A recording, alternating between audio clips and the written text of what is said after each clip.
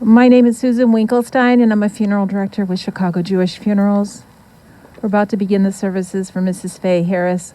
Officiating this afternoon will be Rabbi Michael Siegel from the Anshe Emet Synagogue in Chicago. Susan?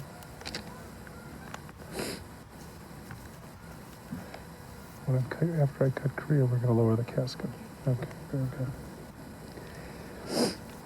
In the book of Proverbs, it's written, Eshet chayil miyimsa, v'rachok mipnini michra. A woman of valor who can find. Her worth is far above rubies. The heart of her husband trusts in her, and nothing shall he lack. She renders him good, never harm all the days of her life. She opens her hands to all in need. She is robed in strength and dignity, and cheerfully faces whatever may come. She opens her mouth with wisdom, her tongue guided by kindness. She tends to the affairs of her home and never eats the bread of idleness. Her children, grandchildren come forward and they bless her. Her husband too, and he praises her. Many women have done superbly, but you surpass them all. Charm is deceitful, beauty is vain, but a woman of valor is much to be praised. Place before her the fruit of her hands, and wherever people gather, her deeds will speak her praise. Today we gather to remember. Today we celebrate the life of Fay Harris, truly a woman of valor. The 23rd Psalm, Mizmor LeDavid, Adonai ro'i lo echsar bino deshi yar bitseni al mei menuchot yinahaleni. Nafshi yeshoveh v'yancheni b'maglei tzedek leman shemo. Gam ki elech begeit salmave lo irara ki atai madi. Shivtecha umishantecha hema yenachamuni ta'aroch lefanai shulchan neged sorarai. Dishanta v'shemen roshi kasir vaya. Achto v'chesed yirdefuni kol yemei chayai. V'shavti b'veit Adonai la'orech yamim.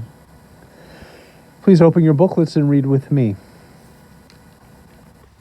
The Lord is my shepherd, I shall not want.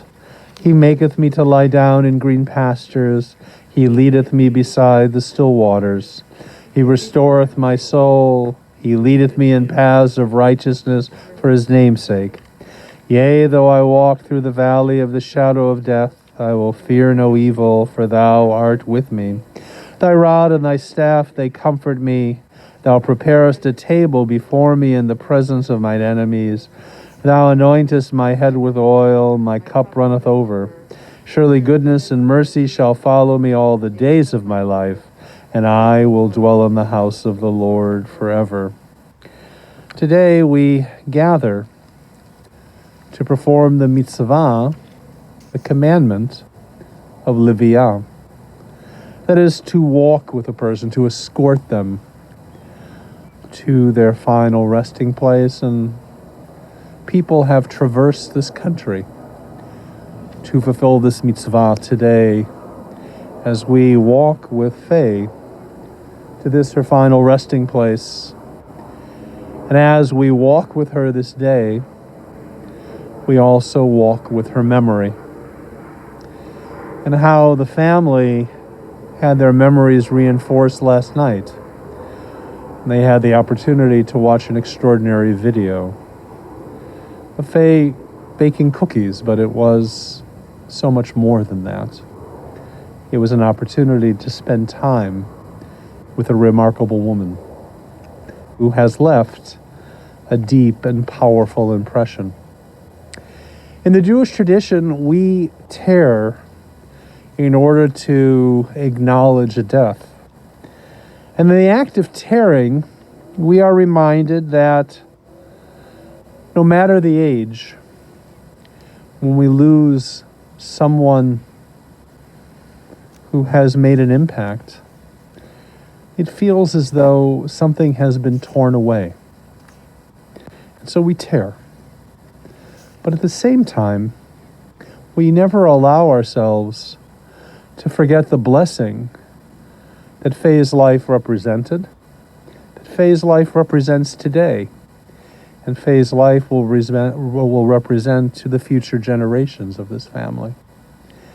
And so we recite a blessing even amidst the tearing. So I invite you to please rise and repeat after me. Baruch atah Adonai,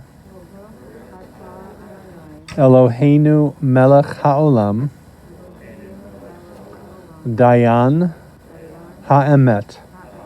Praised are you, Lord our God, ruler of the universe, the righteous judge. I'm going to ask everybody to take their gloves off if you're wearing them, and to tear the ribbon that you're wearing and tear it from the side so it'll be torn in the middle.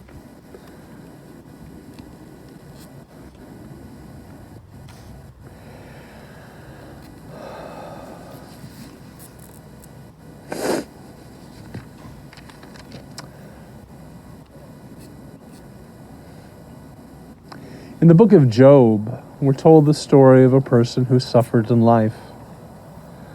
And there were those who came to Job and said to him, Job, life isn't worth living. Life is just darkness without light. And then Job responded and said, should I only take the good without the more challenging? And then Job said these words, which I'm going to invite you to repeat after me. Adonai Natan, V'Adonai Lakach, Yehi Shem, Adonai Mevorach. God has given, God has taken away. Praise be the name of the Lord. Friends, you may be seated. We're going to lower the casket. Al Mekomo Yavo V'Shalom, Al Mekomat Havo V'Shalom, Al Mekomat Havo V'Shalom. Upon her place has Fay Harris come in peace.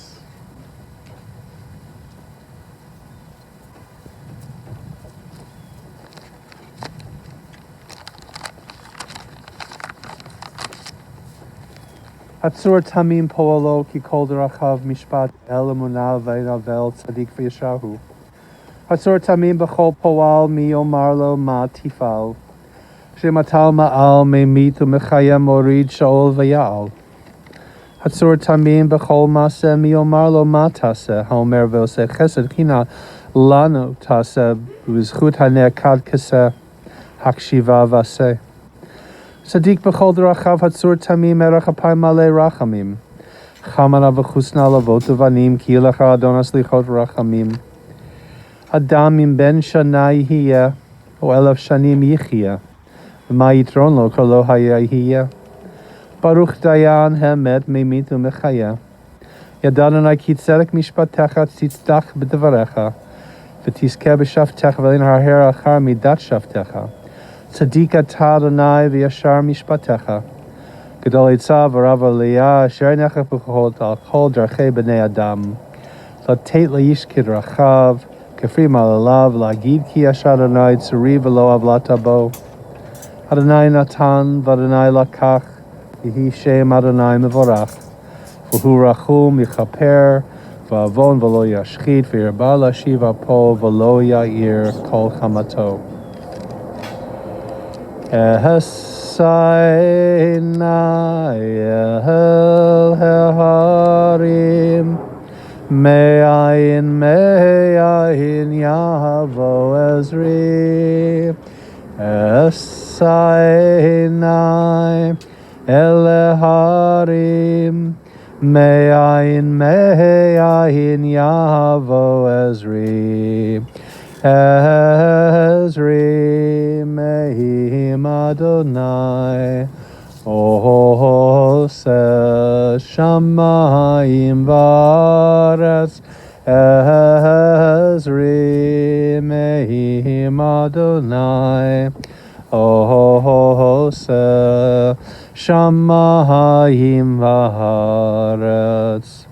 I will lift my eyes to the mountains. What is the source of my help? The source of my help is the Lord, creator of heaven and earth. God will not let you falter. Your guardian does not slumber. Surely the guardian of Israel neither slumbers nor sleeps. God is at your right hand to protect you. The Lord your keeper gives shelter. The sun will not smite you by day, nor the moon by night. The Lord will guard you from all harm. The Lord will preserve your soul. God will guard your going and coming from this time forth and forevermore.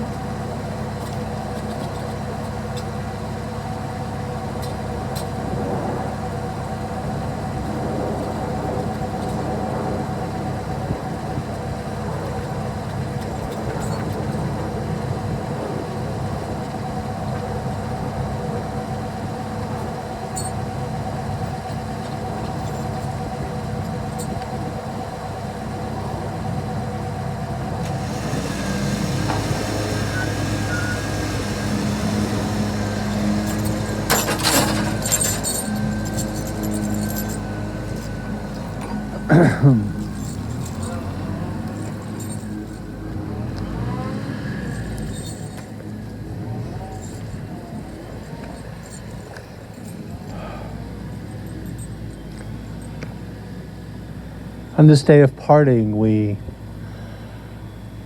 offer our prayers for comfort and for condolence to children, to Alan, and to his wife Linda, to Scott and his wife Cheryl, to Hugh and his Amy, and Sophie and her Harry, to Jordan Kaplan,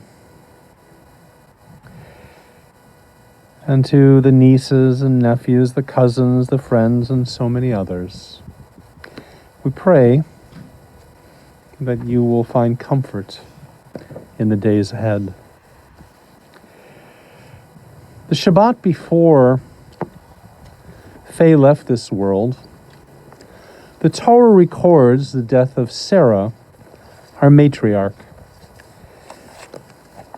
And it presents it in a way that draws our attention.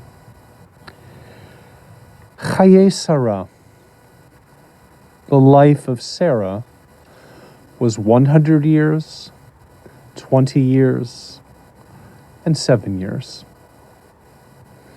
The first thing that catches our attention is the portion that's going to talk about her death speaks about her life.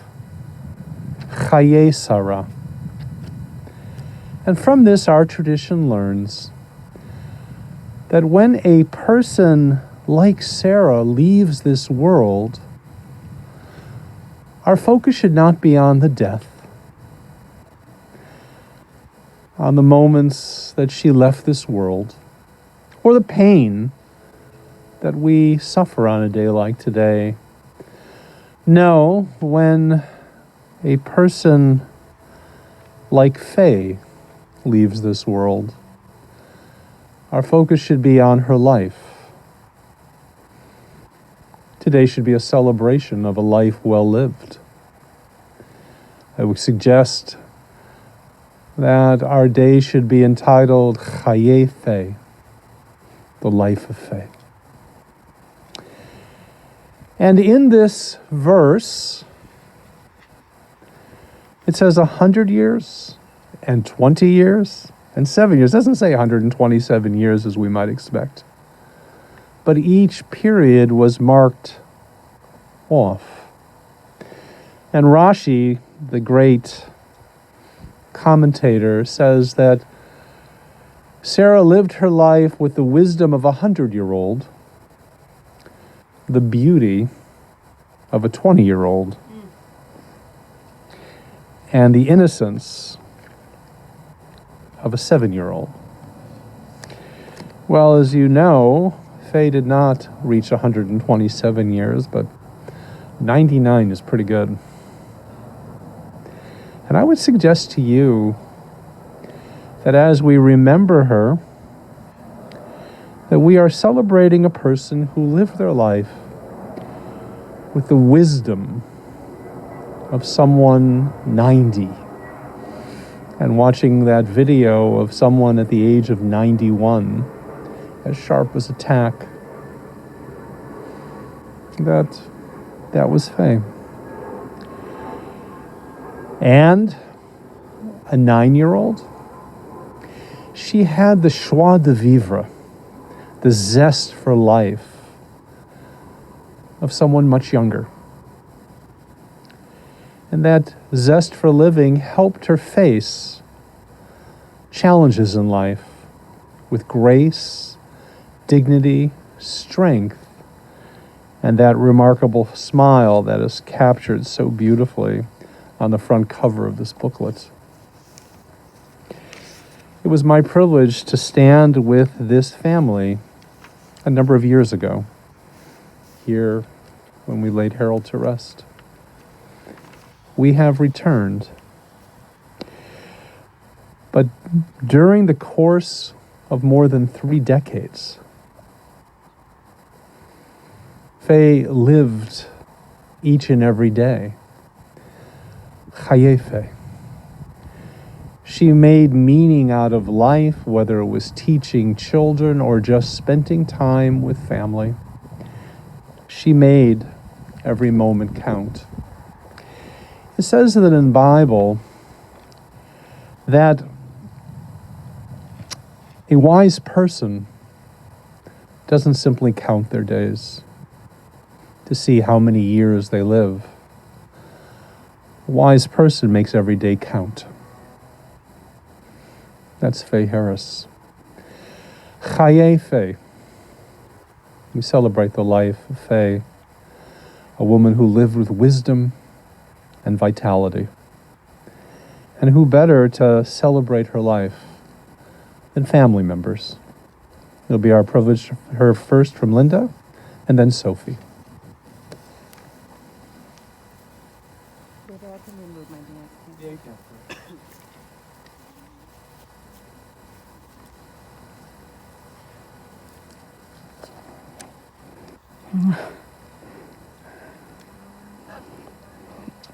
I am looking out at my loves and Fay and Nana and Mom's loves.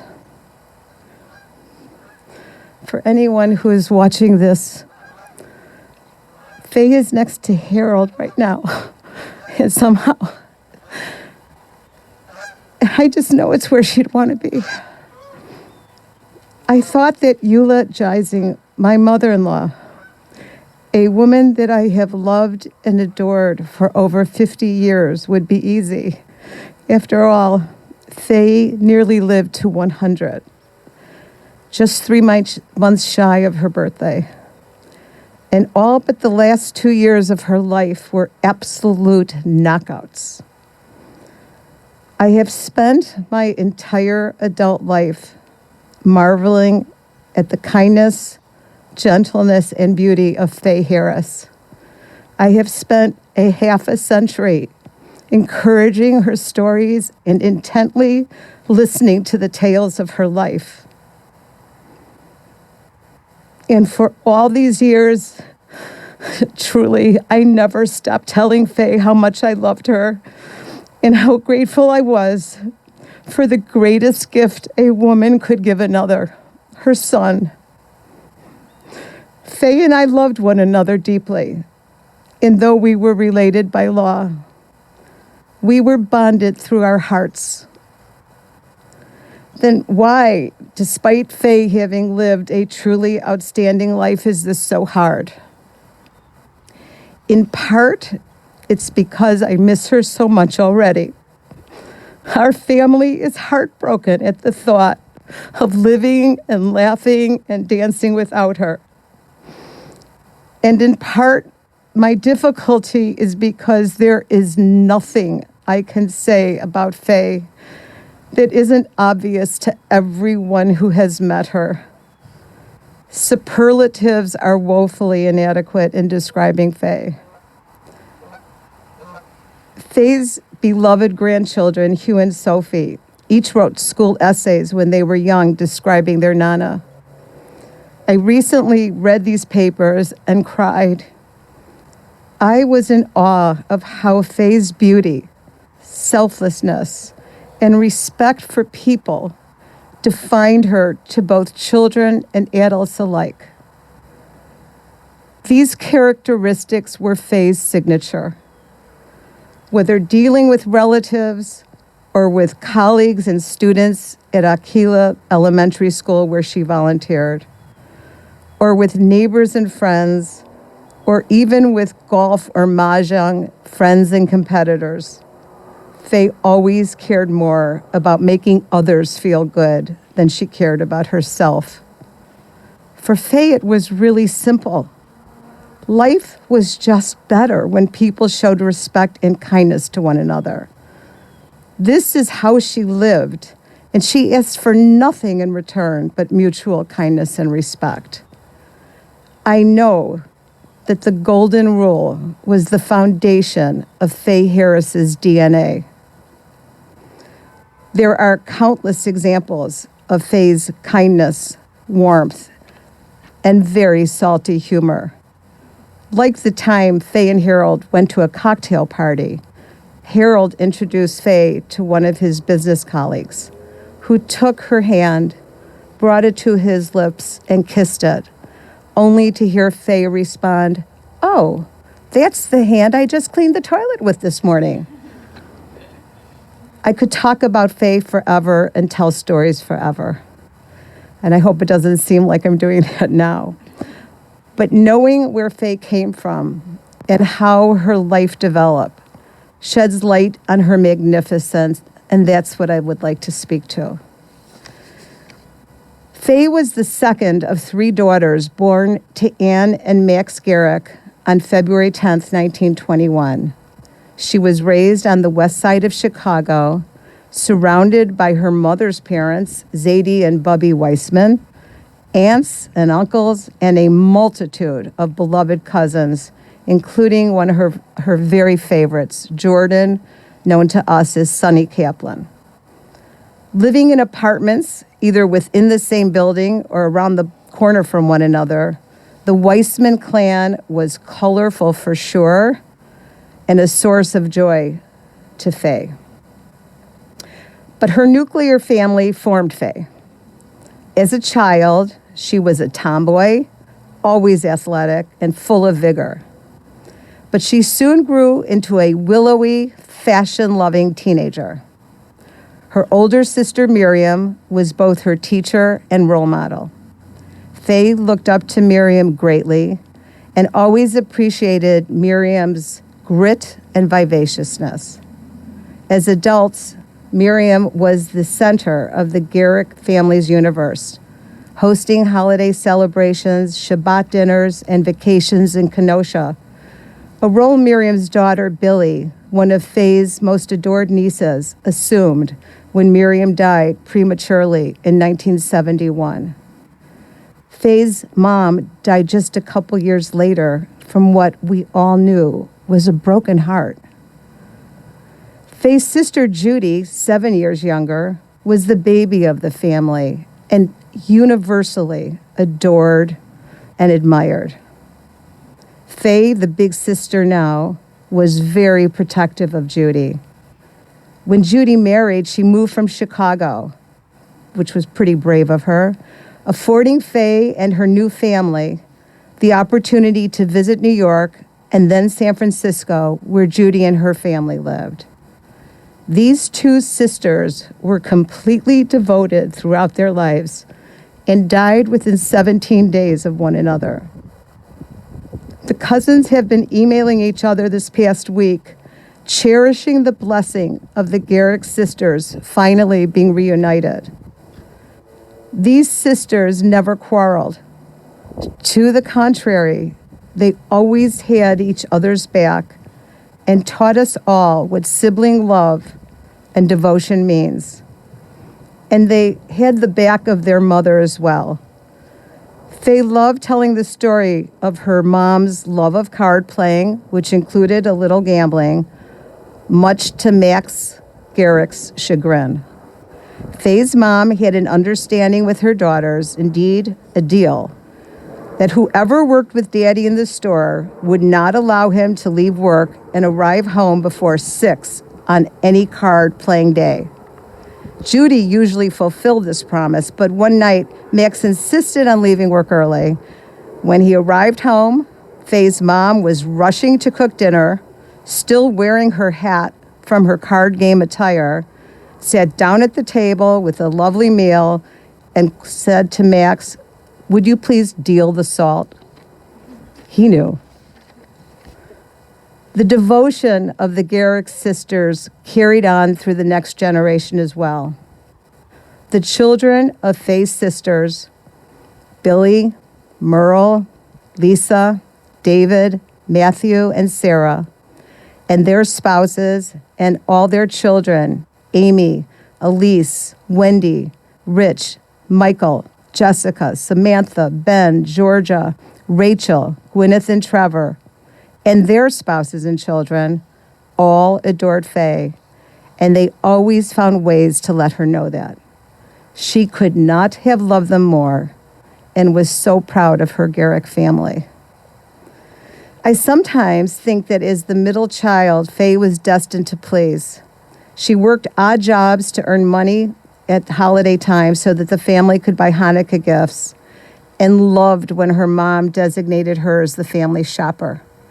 She had exquisite taste even as a young woman.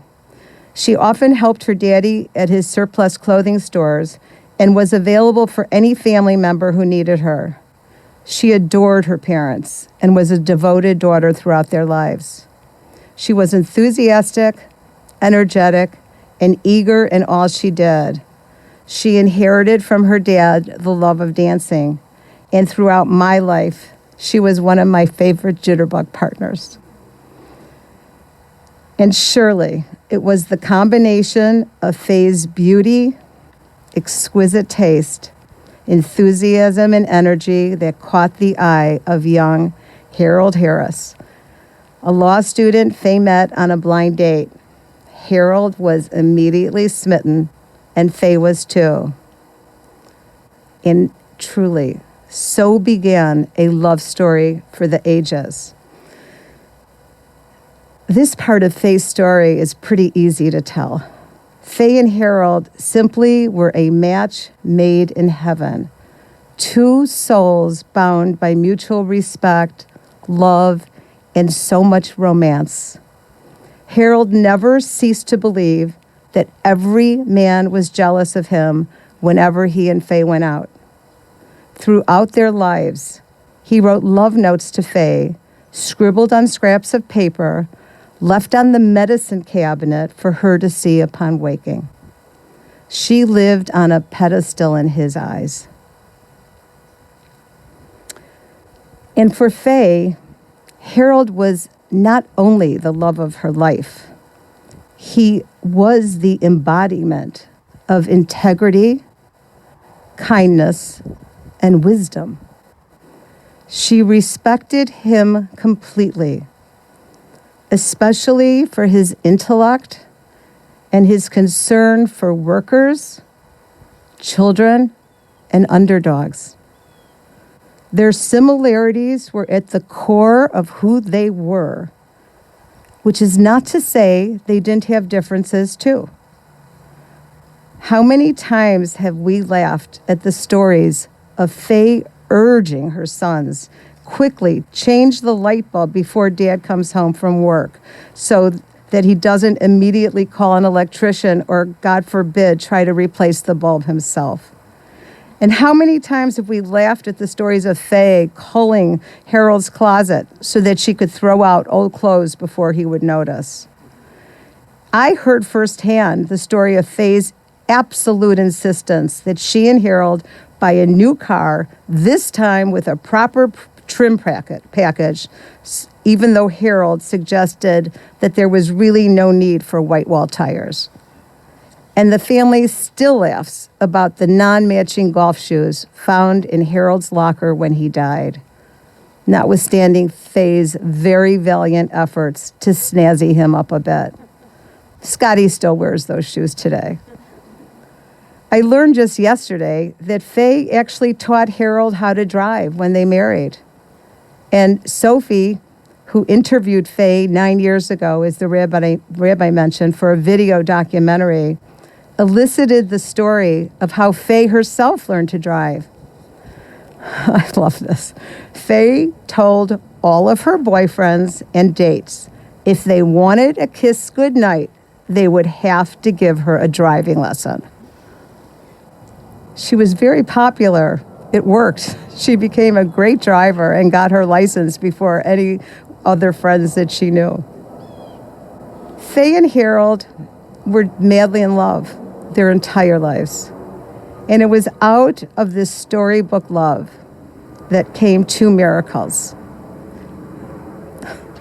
Alan and Scott.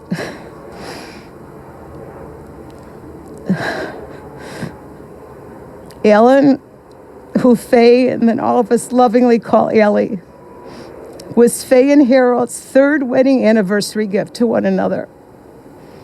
Allie was the first male grandchild of Max and Ann. Perhaps that's how the halo on Allie's head was formed, but it surely continued throughout life. Though I and my entire family fell madly in love with Allie, nothing, truly, nothing prepared me for the sheer adoration and admiration that Fay and Harold showered on him. They credited Allie not only with his own accomplishments, but in large part making Scotty the amazing man he became, a fact which Scotty and Allie laugh about to this day. But I think I know why they felt that. For in Allie, Harold, and Fay saw the purest of goodness, respect, and kindness. He was so like them in these ways, and in their eyes, he could do no wrong. In Scott, Fay and Harold not only had a loving and remarkable son, but a son of unique depth, intellect, and compassion. Scotty both challenged and thrilled his parents, bringing them unimaginable pride in everything he did. As a son, he filled many roles for Fay, including those society often assigns to a daughter. Scotty's intellectual and emotional capacity never ceased to amaze Fay and Harold, and no one took greater pride in Scott's accomplishments than his mom. And it was in the Harris family's small ranch home in Skokie that Scott gained the building blocks for the most important role in his life, being a dad himself, and how Scotty has excelled in that role. Raising boys was pure joy for Fay. She loved their sports games. She loved the lack of female drama. And though she didn't know it, she filled the role of hottie mom to both Allie's and Scott's friends. Harold and Fay were never concerned with indulging their sons with material things. Ahead of her time, Fay was a working mom when her boys grew up. Instead of stuff, Fay and Harold gave their sons examples. Examples of family devotion, integrity, and goodness. And they did so by their deeds, not by their words. Alan and Scott learned these lessons well, for there are no more devoted and respectful brothers than these two. The love they share is a testament to the success of Fay and Harold's lives. But perhaps there is nothing that speaks to the essence of Fay and her open, loving heart more than her total embrace of two daughter-in-laws. We all know the mother-in-law stories we hear, as if some biological trigger suddenly creates tension between a mother and a daughter-in-law. Cher and I never experienced anything like that, not ever. From the day each of us joined the Harris family, we were embraced as daughters. Fay saw into our hearts and spent her entire life doing for us. For me, it started the moment I met Fay. She made me feel like the most wonderful thing in the world, though she barely knew me. And that was just the beginning. Though I never discussed it with her, I had a huge case of nerves before marrying.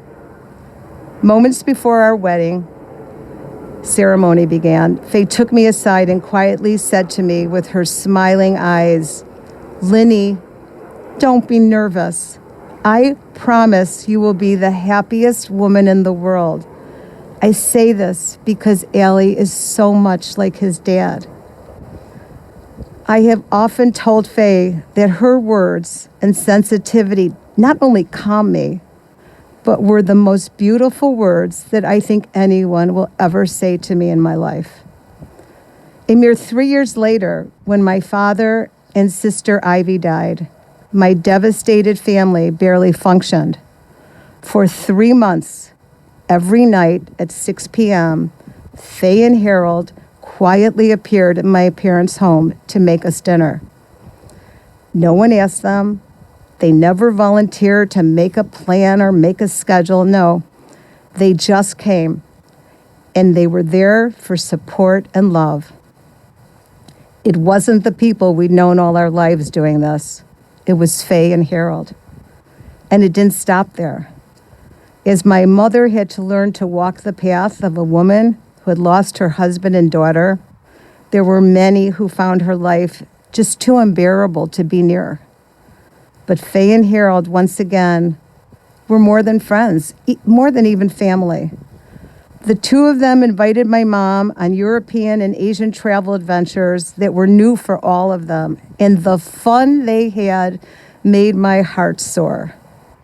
The love my mom has for Fay and Harold, and the love and gratitude my sisters have for Fay, who call her their mother-in-law as well, are indelibly marked in the minds, hearts, and soul of the Chaplik family. How blessed Allie and I have been to have parents who have genuinely loved one another. And for Cher and the entire L&B family who adored Fay. The story is similar, but with very different facts. Cher's story involves circumstances that uprooted Fay's life, but in a really good way. Cher was embraced as a daughter by Fay and Harold even before she and Scotty married. When Scott was in law school, they married and shortly after graduating moved to Minneapolis. Weekend trips with Fay and Harold to visit Scotty and Cher were the highlights of our lives. We had so much fun. But in 1986, Harold suddenly died. By that time, Fay and Harold had moved to a high-rise in Chicago's lakefront and were having such a wonderful time as empty nesters. They worked during the week and explored the city's restaurant scene at night. And it was upon moving to the city that Fay, a lover of interior design, began working for David Russ, her friend.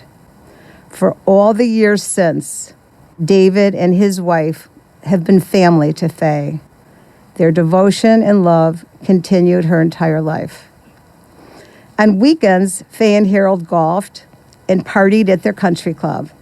Fay was a great golfer, winning many tournaments, but she really didn't like competition. She often described starting tournaments in the ladies' room, regurgitating her lunch. But she persevered, and she was always positive. And truly, the ladies' golf was little more than a way to pass time until she could play another round with Harold. For Fay, nothing was better than golfing with Harold. How fun it was for Allie and me when they would sleep over on weekends to avoid a long commute home from their club. Often they would return to our house when Allie and I were already in bed, and we'd get to see this gorgeous duo. I especially remember one night when Fay appeared at our bedroom door looking absolutely like a movie star upon returning from a dinner dance. When I screeched about how gorgeous she was, she confessed that what looked like a designer gown was a $20 nightie she had recently bought on sale. The truth is, on Fay, anything and everything looked gorgeous. Living without Harold was unthinkable, unbearable. But Fay, being Fay, found strength by giving of herself even more, if that's possible. For starters, she took the four of us to New York to celebrate Harold's life. And it was in New York City that weekend that Cher announced that she thought she might be pregnant, and Scotty announced that he knew that Harold had a hand in this family's miracle. Indeed, the five of us sat at Lindy's in New York City that evening chanting, "Huey, Huey, Huey." And so it was. A baby boy named Huey, looking so much like Harold in our eyes, was born and graced the Harris family in April 1987. And now Fay assumed her favorite role in life, that of grandmother. The only thing that wasn't exactly as planned was Huey's decision to call her Nana. She wanted it to be Grandma, but Nana became synonymous with constant and unconditional love, laughter, and devotion. Cher opened her heart, her home, and her family to Fay in a way that is so rare. Cher set no boundaries and encouraged Fay's presence in her new family's life without limitations. Cher even welcomed Fay into the delivery room when Hugh was born. But Fay's role in Huey's life only was magnified when Cher became pregnant with Sophie. I remember Fay sitting at our Rosh Hashanah Chicago dinner in 1989, announcing that she was moving to Minneapolis to help Cher and to be near her grandchildren. At the age of 70, recently widowed and on her own, Fay actually moved to a new city to start a new life, leaving behind the safety of familiarity and most of her family. Her resolve the night she made her announcement was unshakable. And as she told us her plan that night, we were all filled with simultaneous admiration and sadness. And so Fay became Nana to a second grandchild. This time, a beautiful baby girl with fierce independence and rosy cheeks. Fay, now the hottie grandma of two, celebrated the blessing of Huey and Sophie every day of her life. Their regular sleepovers, New Year's Eve celebrations, and adventures on Sherwood Lane are legendary in our family, as are our European spring break vacations, which Fay made possible so that the family could all be together under one roof. And footnote, sometimes in between our singing, our dancing, our laughing, and our eating, we actually found a few minutes to sightsee on those trips. To describe the closeness, fun, and love that Hugh and Sophie shared with their Nana would require hours. Simply, the role that Fay had in the lives of Hugh and Sophie defies description. To me, Cher and Fay were an amazing combination. Fay, in her typical loving way, only wanted to give of herself and help Cher in raising these magnificent children. But it is Cher who deserves great credit as well. Cher welcomed Fay into Cher's most intimate and sacred sanctum. It is Cher who so loved Fay and saw the unending gift that Fay's presence in her children's lives would be. Watching Cher and Scott's home videos eternalizes Fay's involvement in every moment of this beautiful family's life. And this extends from Huey and Sophie's births to their marriages and the addition of their remarkable spouses to our family. How can one ever explain the odds of beautiful, brilliant Amy Lou entering Hugh's life when she literally came from the opposite side of the world? And how can one believe that by choosing to go to the University of Pennsylvania, Sophie met her soulmate in the form of the gorgeous and brilliant Harry Vorhoff? The answer is destiny for sure, but I'm betting, and I think we all are, that there was a little help from Grandpa Harold as well. Seeing Fay's joy at these weddings was a blessing in and of itself. And though Fay was an integral part of Cher and Scott's family life, she remained committed to creating a life of her own in Minneapolis. Those suitors lined up, and she was asked on many dates. To my knowledge, Fay only went on one blind date. A friend of a friend's uncle wanted to meet her and asked her for coffee. She accepted. As they chatted, the man asked Fay if her husband had left her well off. She excused herself to go to the ladies' room without answering, and instead left the restaurant, went to her car, and drove home. That was Fay's way of telling this guy what she thought of him. Believing in very colorful terms, which I'm not using right now, that no one could come close to matching Harold's class, she resolved never to date again. And perhaps with this one exception, Fay made friends in Minneapolis wherever she went. There is, of course, the blessing of Scott and Cher's friends, including the Lieberman and Lederman families and all of the Jewish holidays, parties, and celebrations they shared. In the early years, Fay took her turn at hosting this group of 18. When she was a guest, she often brought her specialty treats. One Rosh Hashanah, she must have been too busy to make her famous mandel bread or jelly cookies, so she brought an apple cake that I happened to make that year and sent to her for the holiday. When dessert was served, she was complimented and asked if she made the cake, and she answered yes, except that 4-year-old Sophie exclaimed, "No, Nana, Auntie Linda made it." Fay left it off with her typical grace, and the evening moved on. And also great was the blessing of Sherwood Lane in Fay's life, the beautiful cul-de-sac that became her home upon moving to Minneapolis. I will never forget Cher calling and saying, "Linny, we found the perfect place for Mom." And how right she was. Using a simple floor plan, Fay designed and furnished a home which remains today really magazine gorgeous. The family has spent such wonderful times together at Fay's home, but nothing matches the warmth of her neighbors. They have watched out for Fay. They've cared for her, and she has done the same for them over the years.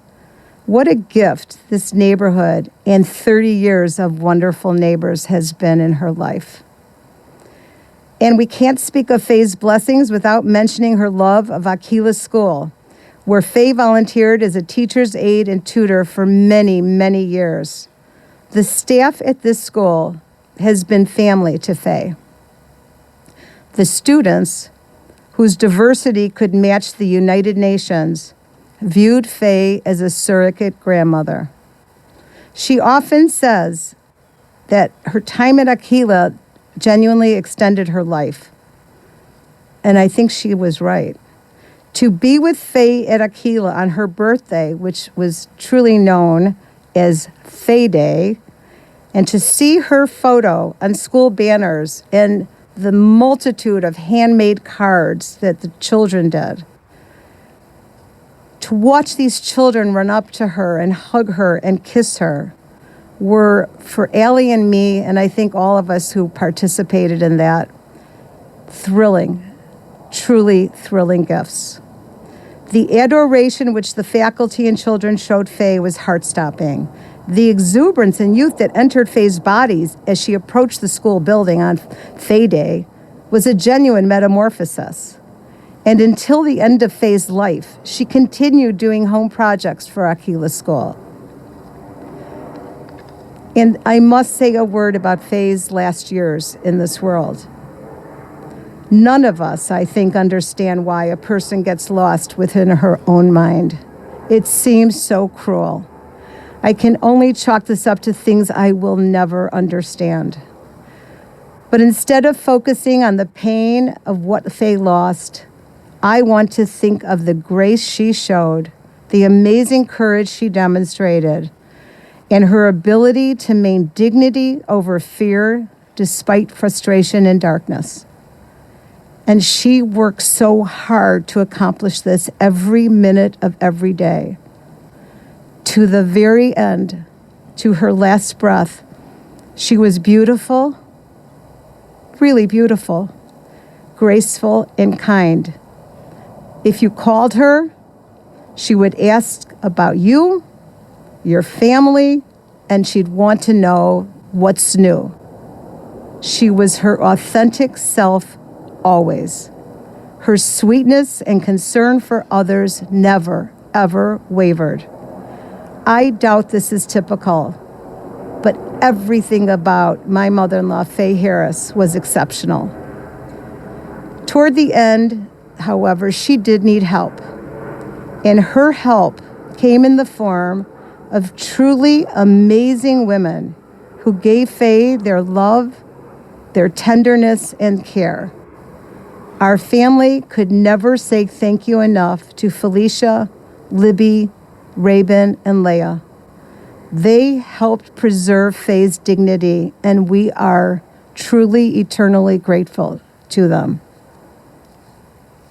And to Scotty and Cher, this is really important to say out loud. Please know that Allie and I are forever indebted to you for caring for Mom. Not just these past couple years, but all throughout her aging. You were everything. You did everything. And we are forever indebted to you. And in particular, to my dearest brother-in-law and friend. Please know that Allie and I cannot admire any son more than we admire you. You became your mom's protector and guardian angel in the grand tradition of Fay Harris. As Fay's son and being like her, you put your own convenience aside to be there for your mom day or night. She taught you well, Scotty, but most importantly, you had the wisdom, neshama, and heart to be a great learner. And of course, there's nothing surprising about that. Scotty, you were Mom's blessing, and you are Allie's and mine as well. And we thank you, and we love you. In closing, I know I speak for Allie, Scott, Cher, Hugh, Amy, Sophie, and Harry as I say, we really rejoice in knowing that Fay is with her Harold and her parents and her sisters. They have been constant visitors to Fay these past few months and have waited a long time for this reunion. It is now for us to emulate Fay's values and try to make our world better. Fay's adored nieces and nephews, cousins, friends, children, and grandchildren have the chance to be better people than we might otherwise have been because of her. I know one thing for sure. The Harris family has the best Nana stories to add to their Grandpa Harold stories when we get together. And I pray to God that we are able to tell these stories to a new generation of family, starting around Nana's birthday in February, and then again around her wedding anniversary in May. Please, dear God. And all of this with the help and blessings of Nana and Grandpa Harold. I pray to God that our dearest Fay, Mom and Nana, rest in peace forever and be a blessing to all of us. Amen.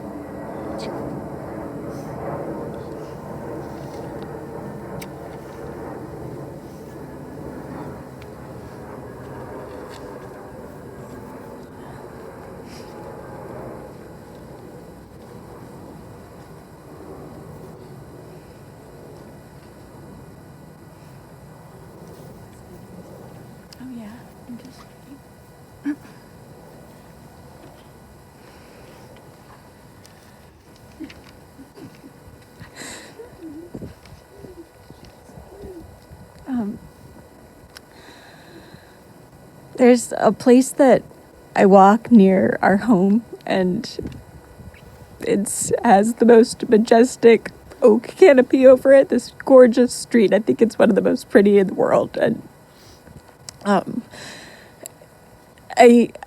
Nana's never been there, but it just feels so connected to her when I'm there. In a place that, life and death have sort of collided, and I've walked on, and Nana's been over my life like the boughs of this great oak, protecting me, like dappling the sunlight with beauty, framing the way to make it feel like, the world's just the right size for me to walk through.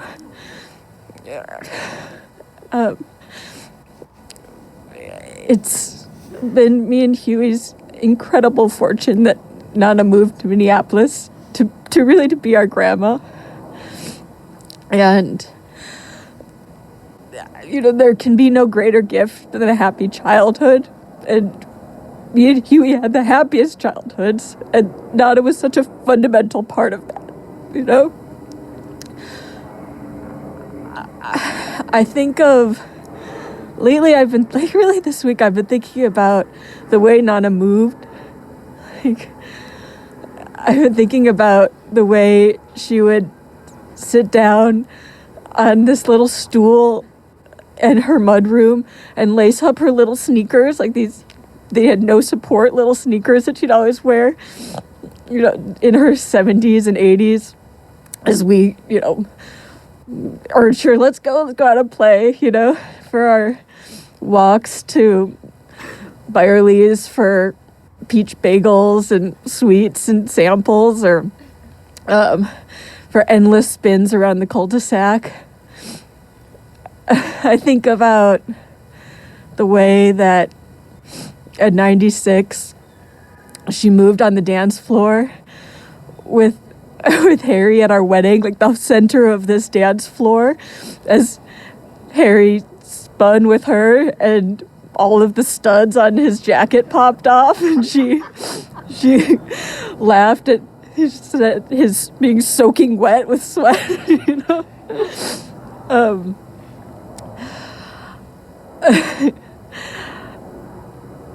I think of Nana's touch.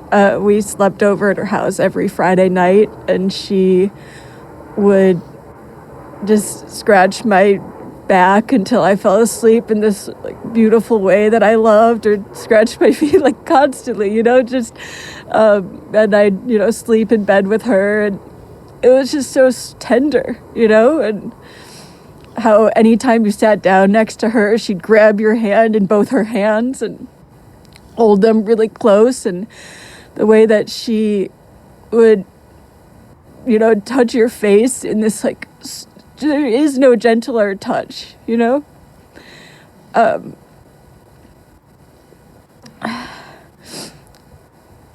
I think about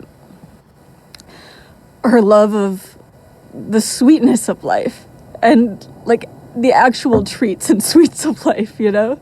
Like, we stopped on the way up here for strawberry milkshakes at McDonald's, and she just loved, you know.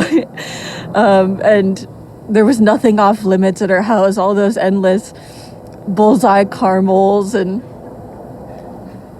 it was like the sweetness of life is here to be savored. And she savored it. She loved it. Sometimes I beat myself up for having thin skin. I want to be like tougher, and then I think about how Nana had no skin, you know, like there was no barrier between her and the world. Everything permeated in. She thought everyone should just be kind, and she could not handle those shoot-'em-up movies. She just liked her favorite program, This Old House. That's my program. And, you know, with no barrier, all of the beauty and the sweetness radiated out too. And everybody could feel that, like the magnetism of being near her, and this like positive energy just coming at you. It's just so beautiful. In Nana's later years, as her dementia advanced, she'd get confused about, like, you know, she'd always, even when I was really young, she'd have trouble with names, and she'd list all the family names and eventually say Rudy, the family dog from Skokie. But especially later, Huey, my brother, my dad, Scott, and then Grandpa Harold were like, would be confused a little bit at first, and then sometimes completely one person, you know? And I've been thinking that I think she saw something that was real, you know, that she was seeing something that was true, not that, and that I didn't see it, right? It's like those Isabel Allende books, all those magical realism, where it doesn't really matter where you are generationally, right? It's three men saying different words from the same lips in the same mouth, you know? And lately, I've been finding myself, like, when I was just this week picking off the dead heads from flowers in my pots, I just looked down at my hand, and I was like, I felt like I was holding Nana's hand. You know, these are her gestures, and I've seen a million times and her tucking them into her little pockets, and she'd go, you know, always with these flowers, and, you know, I make her carrot mold, and it's like every time I find myself saying these same words that I heard my whole life of, I dried this one out, I swear I dried this one out, I did it too much, and it's like, or, you know, kissing the little toes of our nephews, just going, up, up, up, up, up, up, up, up, up. You know? And it's like, I can't pretend that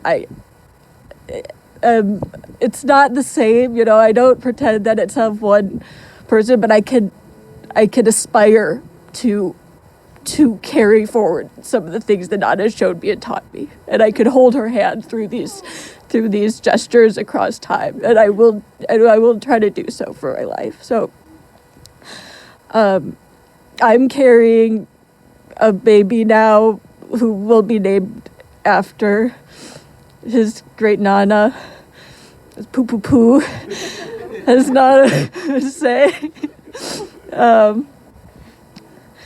And I just could hope that he loves this world as much as she did, or even a sliver of it, you know. And I know that Nana will be over him and over us all as the great boughs of the oak for our lives. And I just love her, and I'm so grateful for every one of those years. So love you, Nana.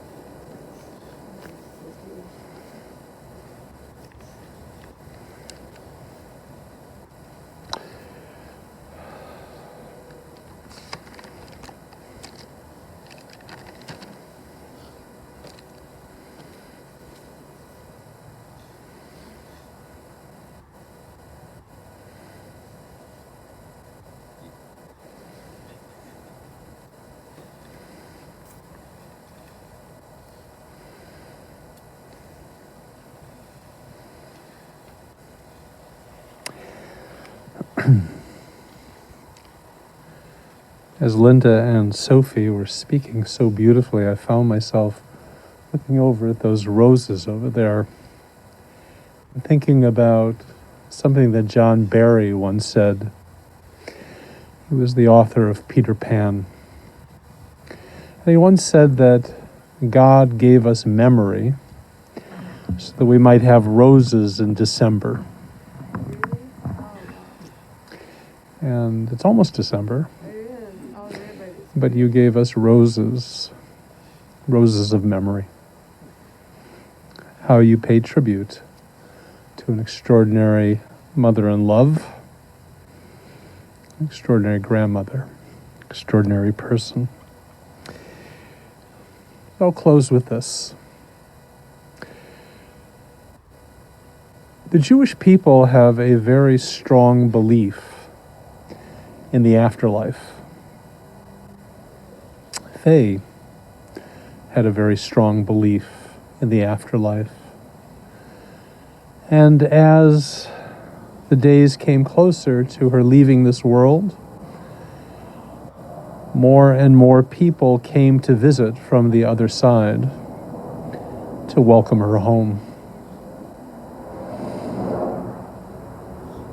And they were there with her, as far as Fay was concerned, and she took comfort in that. Our rabbis tell us that when we are called from this world, we will stand before the throne of God. God will ask us questions. Not if we kept kosher or studied Torah. But questions like, did you conduct yourself with integrity? Were you honest? Did you speak kindly to others? There's one question that comes to mind when I think of Fay Harris.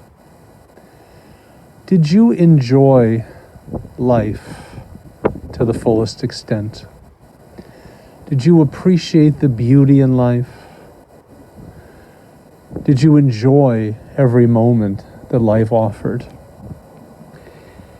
If Fay Harris is asked that question today, as we lay her to rest, I imagine her saying without hesitation, "Yes, I did."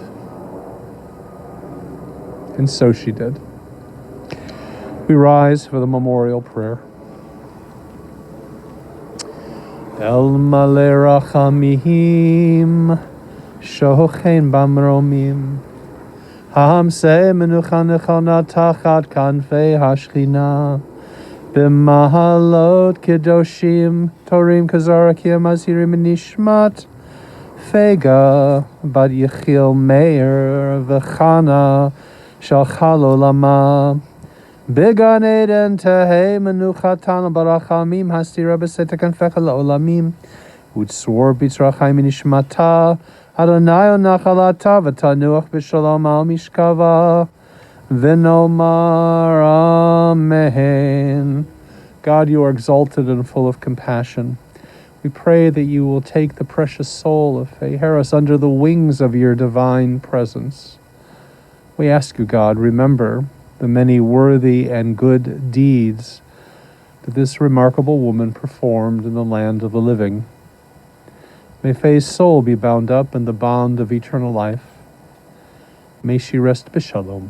May she rest in peace. And to that we can all say, Amen. The Baal Shem Tov was the founder of modern Hasidism. And he once said that there are 3 ways to mourn. You can mourn in tears, you can mourn in silence, and you can mourn in song. Not a few tears have been shed since Fay's passing, and there have been long moments of silence that led to her passing as well. But on this day, it is for us to remember the song of her life and to keep it and maintain it as we go forward. So as we say the Mourner's Kaddish and we come to the very end, I'll invite you to join me in the singing of Oseh Shalom Bimromav.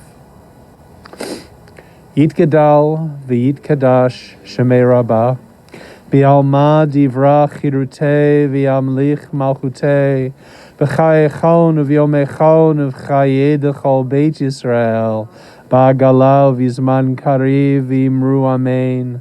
Yehei shmei rabba mevorach le'olam u'me'el maya, Yitbarach v'yishtabach v'yitpar v'yitromam v'yitnaseh, v'yithadar v'yitalev v'yitalal shmei dekudesha barichu, La'ela min kol birchata v'shirata, tush b'chata v'nechamata damiram bi'alma v'imru amen. Yehei shlama rabba min shamaya v'chayim aleinu v'al kol Yisrael v'imru Oseh shalom bimromav,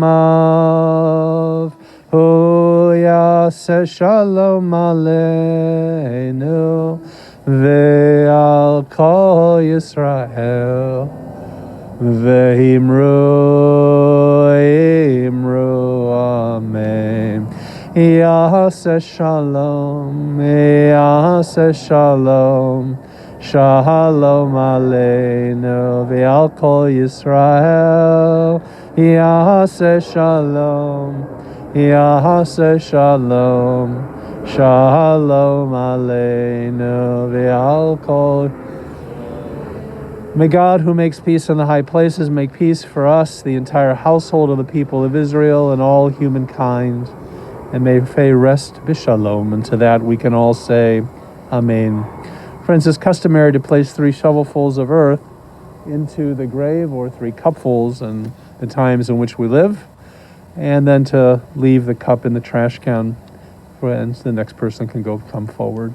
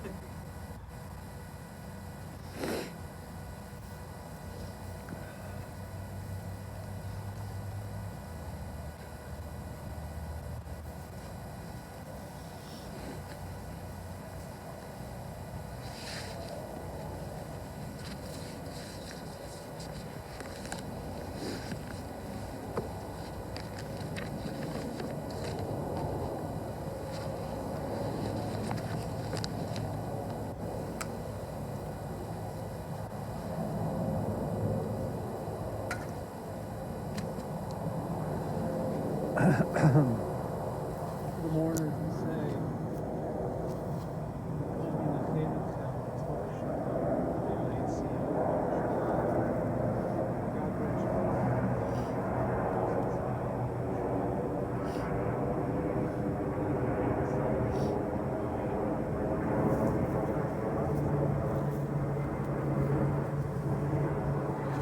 This concludes the service, and please, if you want to visit our website for the Zoom Shiva information, which will begin tomorrow evening, Monday evening at 7 p.m.